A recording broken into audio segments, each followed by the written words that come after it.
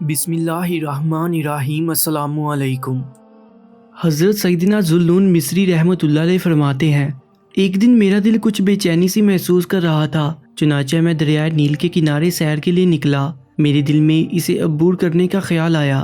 میں نے کشتی میں سوار ہو کر اپنا سر گھٹنوں میں چھپا لیا اور پھر نہ اٹھایا۔ جب کشتی دریا کے کنارے پہنچی تو میں نے اپنا سر گھٹنوں سے اٹھایا تو اپنی دائیں جانب ایک حسین لڑکی دکھائی دی جس کی گود میں سارنگی پڑی ہوئی تھی۔ اس کے سامنے شراب اور دائیں جانب صاف ستھرے لباس میں ملبوس ایک خوبصورت نوجوان کھڑا تھا۔ میں نے دل میں کہا، اے نفس، تو 70 سال کی عبادت کے بعد بھی اس کشتی میں ایک ایسی شرابی قوم کے درمیان پھنس گیا ہے جو اعلانیہ اللہ عز و جل کی نافرمانی کرتی ہے۔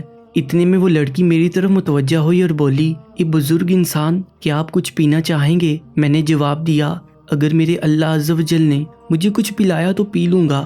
چنانچہ اس لڑکی نے اپنے غلام کو اشارہ کیا کہ وہ میرے لیے شراب کا پیالہ بھر دے۔ اس نے حکم کے مطابق شراب کا جام بھر کر مجھے پیش کر دیا۔ جب پیالہ میرے ہاتھ میں آیا تو مجھ پر کپ کپی طاری ہوگی۔ لڑکی نے پوچھا، اے شیخ، شراب کیوں نہیں پیتے؟ کیا تم چاہتے ہو کہ میں گانا گاؤں تاکہ تم شراب پیو، یا پھر تم گانا گاؤ تاکہ ہم شراب پیئیں؟ میں نے کہا، میں نغمہ سناتا ہوں، تم شراب پیو۔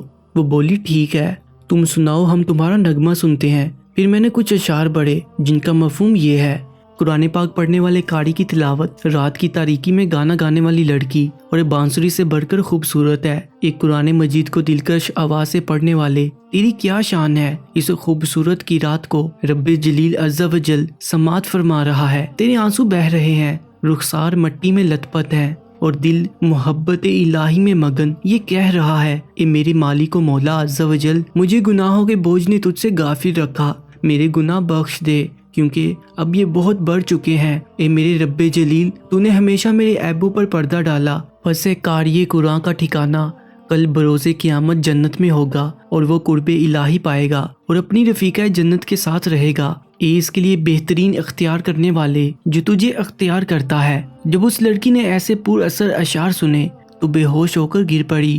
جب افاقہ ہوا تو ریشمی لباس تبدیل کر کے سرنگی توڑ دی اور شراب دریا میں بہا دی، اور پھر عرض کرنے لگی، اے محترم بزرگ، اگر میں توبہ کر لوں تو کیا اللہ عز و جل مجھے قبول فرما لے گا؟ میں نے کہا، کیوں نہیں، جبکہ وہ اپنی مقدس کتاب میں خود ارشاد فرماتا ہے، کنز الایمان، اور وہی ہے جو اپنے بندوں کی توبہ قبول فرماتا ہے اور گناہوں سے درگزر فرماتا ہے۔ پھر اس نے منہ سے نقاب ہٹایا اور کہنے لگی، اے محترم بزرگ، آپ میری اصلاح کا سبب بنے ہیں، لہٰذا اللہ عز و جل کی بارگاہ میں میرے گزشتہ گناہوں کی معافی اور درگزر کا سوال کریں۔ حضرت سیدنا ذوالنون مصری رحمۃ اللہ علیہ فرماتے ہیں، پھر ہم سب کشتی سے اتر کر ایک دوسرے سے جدا ہو گئے۔ اس کے بعد مجھے وہ لڑکی کہیں نظر نہ آئی۔ پھر ایک دفعہ میں حج کی سعادت سے بہرہ مند ہوا تو وہاں ایک پراگندہ بالوں والی لڑکی دیکھی۔ وہ کعبۃ اللہ شریف کے غلاف سے لپٹ کر رو رو کر عرض کر رہی تھی، اے میرے محبوب، میری رات کی مدہوشی اور نشے کا واسطہ،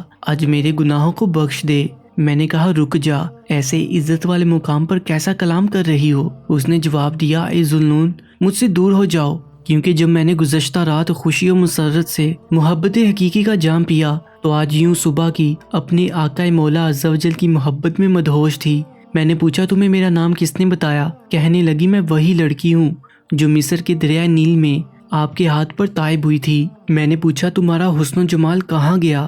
تو اس نے جواب میں یہ اشعار پڑھے، بچپن کی لذت گناہوں میں ختم ہوگی اور اس کے بعد صرف افسوس سے پیشانی پکڑنا باقی رہ گیا ہے، سب حسن و جمال چلا گیا اور میرے پاس کوئی ایسا عمل بھی نہیں جس کی وجہ سے بروز قیامت نجات کی امید کر سکوں۔ البتہ اللہ عز و جل سے حسن ظن کی دولت ہے اور اس میں میری نیت بالکل خالص ہے۔ اس کے بعد کہنے لگی، اے ذوالنون، میرے واپس آنے تک اسی جگہ ٹھہریے۔ پھر وہ ایک لمحہ میں غائب ہو گئی۔ جب واپس آئی تو اس کے ہاتھ میں ایک پلیٹ تھی جس میں ایک طرف تر کھجوریں اور دوسری طرف انجیر اور انگور رکھے ہوئے تھے۔ اس نے پلیٹ میرے سامنے رکھ دی۔ میں نے اپنے دل میں سوچا کہ 70 سال عبادت کرنے کے باوجود میں اس مقام تک نہ پہنچ سکا جہاں یہ لڑکی چند دنوں میں پہنچ گئی۔ پھر کہنے لگی، اے شیخ، جب میں نے بارگاہ الہی عز و جل میں حاضر ہو کر گناہوں کا اعتراف کیا اور سچی توبہ کی تو اس نے مجھے سچا توکل عطا فرمایا۔ پھر اس نے مزید اشعار پڑھے، دنیا میں اجنبی کی سی زندگی گزار،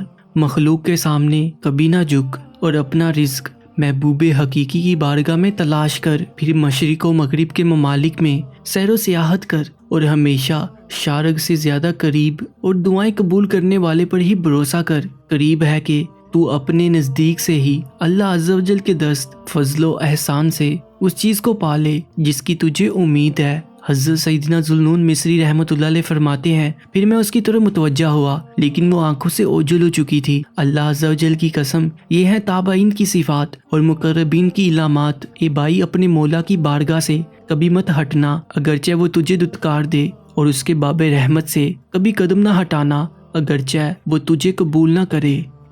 پیارے دوستو، ایسی ہی ایمان فروز ویڈیوز کے لیے اس یوٹیوب چینل کو سبسکرائب کر لیجئے گا۔ انشاءاللہ ملتے ہیں ایک اور سبق آموز کہانی کے ساتھ۔ اپنا بہت زیادہ خیال رکھیں۔ اللہ نگہبان۔